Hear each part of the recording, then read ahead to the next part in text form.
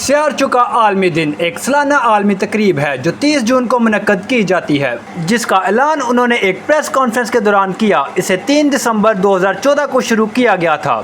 2016 میں اقوام متحدہ نے اپنی قرارداد میں ہر سال 30 جون کو عالمی سطح پر ایسٹرائیڈ ڈے منانے کا اعلان کیا۔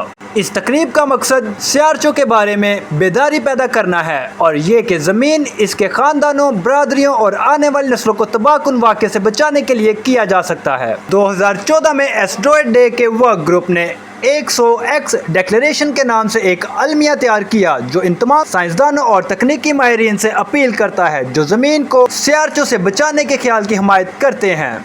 اگرچہ 1 کروڑ سے زیادہ سیارچ زمین سے ٹکرانے کی صلاحیت رکھتے ہیں، لیکن صرف 1% ہی دریافت ہوئے ہیں۔ امید ہے کہ اسے ممکنہ ہڑتالوں سے نپٹنے کی کوششوں کی تقویت ملے گی۔ حکومتوں اور نجی فلاحی تنظیموں کے ذریعے انسانی آبادی کو خطرہ بننے والی زمین کے قریب CRCO کا پتہ لگانے اور ان کا پتہ لگانے کے لیے دستیاب ٹیکنالوجی کو استعمال کریں۔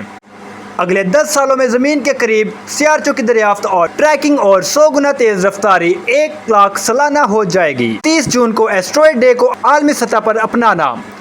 CRCO کے خطرے کے بارے میں آگاہی میں اضافہ اور اثرات کو روکنے کے لیے ہماری کوششیں۔ اقوام متحدہ کی منظوری کے ساتھ یہ ایکشن آئٹم حاصل کیا گیا۔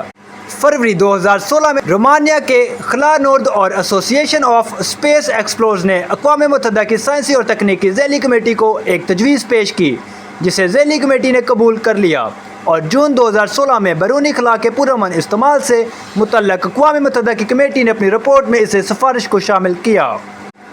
کمیٹی کی رپورٹ اقوام متحدہ کی جنرل اسمبلی کے 71ویں اجلاس میں منظوری کے لیے پیش کی گئی، جس کی منظوری 6 دسمبر 2016 کو دی گئی۔ اپنی قرارداد میں اقوام متحدہ نے اعلان کیا کہ 30 جون کو بین الاقوامی سطح پر ہر سال 30 جون 1908 کو روسی فیڈریشن کے سائبر یا ٹونگسکا کے اثرات کی برسی منانے اور CRCO کے اثرات کے خطرے کے بارے میں عوام میں بیداری پیدا کرنا ہے۔ معلومات کا قابل اعتماد ذریعہ CRC، جڑے رہیں CRC کے ساتھ۔